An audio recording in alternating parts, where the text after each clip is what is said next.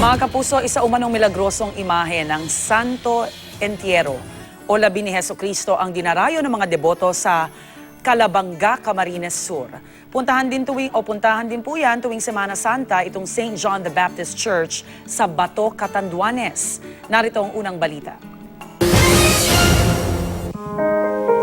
Tuwing Semana Santa, isa sa mga paboritong dayuhin ang isang lumang simbahan sa Bato, Catanduanes. Ito ang St. John the Baptist Church. Malayo pa lang, matatanaw na agad ang angking ganda ng simbahang itinayo pa noong 1830. Bukod kasi sa limestone, yari rin ito sa pinagsama-samang abo, dinurog na corals at itlog.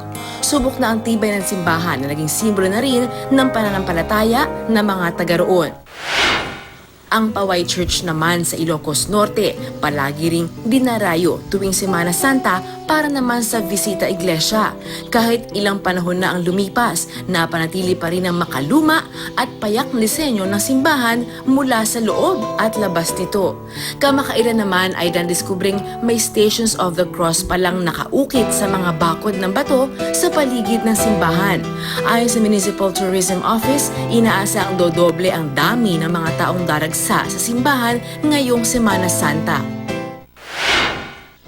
Sa Calabanga, Camarines Sur naman, hindi lamang mga Pilipino, kundi pati deboto mula sa ibang bansa ang dumarayo para masilayan ang Santo Entierro o hinulid tuwing Semana Santa. Ito ang imahen ng Labi ni Jesucristo. Ayon sa mga residente, milagroso raw ang imahen lalo na sa mga taong may karamdaman.